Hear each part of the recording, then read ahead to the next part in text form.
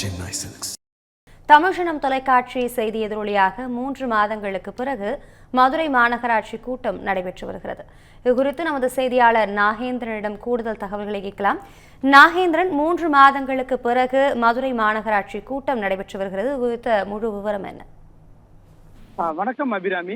மதுரை மாநகராட்சியின் 100 வார்டுகளுக்கு உட்பட்ட பகுதிகளில் சொத்து வரி முறைகேடு தொடர்பாக எழுந்த புகாரின் அடிப்படையில் மதுரை மாநகராட்சியின் முன்னாள் மேயராக இருந்த இந்திராணியின் கணவர் பொன்வசந்த் உள்ளிட்ட ஏராளமானோர் இந்த சொத்து வரி முறைகேட்டில் ஈடுபட்டதாக காவல்துறையினர் சுமார் 27க்கும் மேற்பட்டோரை மதுரை மாநகர மத்திய குற்றப்பிரிவு காவல்துறையினர் கைது செய்தனர். அதே போன்று மதுரை மாநகராட்சியில் நிரந்தர மற்றும் ஒப்பந்த பணியில் 25க்கும் மேற்பட்ட பணியாளர்கள் பதவி நீக்கம் மற்றும் பணியிடை நீக்கம் ஆகியோர் செய்யப்பட்டார்கள். இந்த வழக்கு என்பது நடைபெற்று வருகிறது.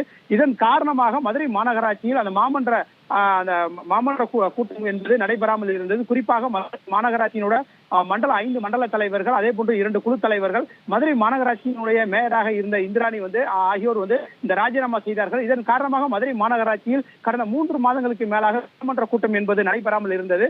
இதன் காரணமாக மதுரை மாநகராட்சிக்கு உட்பட்ட பகுதியில் பல்வேறு பகுதிகளில் அடிப்படை வசதிகள், அந்த குடிநீர் மற்றும் சாலை, கழிப்பறை உள்ளிட்ட பல்வேறு அந்த சுகாதார பணிகள் முடங்கி இருப்பதாக நமது தமிழ் ஜனம் தொலைக்காட்சியில் தொடர்ந்து இந்த செய்தி என்பது அரசின் கவனத்திற்கு கொண்டு செல்லும் வகையில் தொடர்ந்து ஒளிபரப்பு செய்யப்பட்டது. அதன் எதிரொலியாக பார்த்தோம் என்றால் தற்போது அந்த 3 மாதங்களுக்கு பின்னர் மதுரை மாநகராட்சியினுடைய துணை மேயராக இருக்கக்கூடிய நாகராஜன் அவர் தற்போது பொறுப்பு மேயராக மாமன்ற கூட்டத்தை 3 மாதங்களுக்கு பின்னர் தற்போது அவரது தலைமையில் நடைபெற்று வருகின்றது. மதுரை மாநகராட்சியினுடைய ஆணையராக இருக்கக்கூடிய சித்ரா விஜயனும் இந்த கூட்டத்தில் பங்கேற்றிருக்கிறார். குறிப்பாக மதுரை மாநகராட்சியினுடைய திமுக மற்றும் அதிமுக, காங்கிரஸ், கம்யூனிஸ்ட் மற்றும் பாஜகவை சேர்ந்த மாமன்ற உறுப்பினர்கள் இந்த கூட்டத்தில் முதலில் பங்கேற்றார்கள். குறிப்பாக இந்த கூட்டம் தொடங்கியதாக அந்த மணி என்பது அடித்தவுடன் அதிமுகவினுடைய மாமன்ற உறுப்பினர்கள் எழுந்து மதுரை மாநகராட்சிக்கு உட்பட்ட இந்த 100 வார்டுகளில் முறையாக இந்த முல்லை பெரியாறு கூட்டுக்குடிநீர் திட்டத்தினை முறையாக செயல்படுத்தாமல் தமிழக முதல்வர் மு.க. ஸ்டாலின் கடந்த டிசம்பர் மாதம் 7ஆம் தேதி இந்த திட்டத்தினை தொடங்கி வைத்திருப்பதாகவும், குறிப்பாக அதிமுக மாமன்ற உறுப்பினர்கள்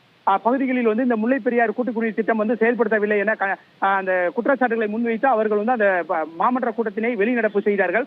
அதே போன்று மதுரை மாநகராட்சியின் அந்த பாஜகவின் மாமன்ற உறுப்பினராக இருக்கக்கூடிய பூமாஸ்ரீ அவர்கள் மனுநீதி சோழனிடம் பசு தனது கன்றுக்கு நீதி கேட்டது போன்று மைதீன்பாய், வார்டுக்கு உட்பட்ட மைதீன்பாய் என்பவருடைய அந்த இளம் பசு அந்த கன்று நாய் கட்டு அந்த பசுங்கன்று உயிருக்கு போராடி இருந்திருக்கிறது. அந்த பசுங்கன்றினுடைய புகைப்படத்தினுடன் அந்த பிளக்ஸ் போர்டை மைதீன் பாயினுடைய அந்த இளம் கன்றுக்கு நீதி கேட்டு மாமன்ற அந்த அறைக்குள்ளேயே அவர் அந்த பிளக்ஸ் போர்டை கையில் ஏந்தியபடி தர்ணா போராட்டத்தில் ஈடுபட்டார். இது அங்கிருந்தவர்களின் அந்த கவனத்தை ஈர்த்தது.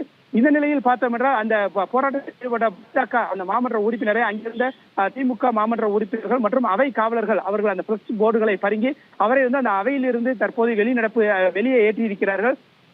இந்த குறிப்பாக மதுரை மாநகராட்சிக்கு உட்பட்ட பகுதிகளில் அந்த இறைச்சி கழிவுகள் ஆங்காங்கே கொட்டப்படுவதாகவும், அதனை ஒன்றிவிட்டு தெருநாய்களின் அந்த இனப்பெருக்கம் என்பது அதிகரித்திருப்பதாகவும், தெருநாய்களின் தொல்லையால் மதுரை மாநகராட்சிக்கு உட்பட்ட பகுதிகளில் மக்கள் அவதிக்குள்ளாவதாக அந்த குற்றச்சாட்டுகளை முன்னிறுத்திதான் அந்த பாஜகவினுடைய மாமன்ற உறுப்பினர் அந்த பூமாஸ்ரீ போராட்டத்தில் ஈடுபட்டார். இந்த நிலையில் அவர் வெளியேற்றப்பட்டிருக்கிறார். அதே போன்று அதிமுகவினுடைய மாமன்ற அந்த உறுப்பினர்கள் அந்த எதிர்க்கட்சி தலைவராக இருக்கக்கூடிய சோலை ராஜா தலைமையில் அந்த அதிமுகவினுடைய மாமன்ற உறுப்பினர்களும் தற்போது அந்த முல்லை பெரியார் கூட்டுக்குடிநீர் திட்டம் மதுரை மாநகராட்சிக்கு உட்பட்ட பகுதிகளில் முறையாக செயல்படுத்தாமல் தமிழக முதல்வர் அந்த கல்வெட்டுகளின் தங்களது பெயர் இடம்பெற வேண்டும் என்பதற்காக அரைகுறையாக அந்த திட்டங்களை செயல்படுத்துவதற்கு அந்த முழுமையை அடைவதற்கு முன்னரே திறக்கப்பட்டிருப்பதாகவும், அதே போன்று மதுரை மாநகர கோரிப்பாளையம் பகுதியில் இருக்கக்கூடிய அந்த மேம்பாலமும் முறையாக அந்த கட்டி முடிப்பதற்கு உள்ளே அதையும் அந்த பாலத்தையும் திறப்பதற்கான பணிகளும் நடைபெற்று வருவதாகவும், இதே போன்றுதான் மதுரை மாநகராட்சிக்கு உட்பட்ட பல்வேறு பகுதிகளில் அந்த வளர்ச்சி திட்ட பணிகளை மதுரை அந்த மாநகராட்சி முறையாக செய்யவில்லை.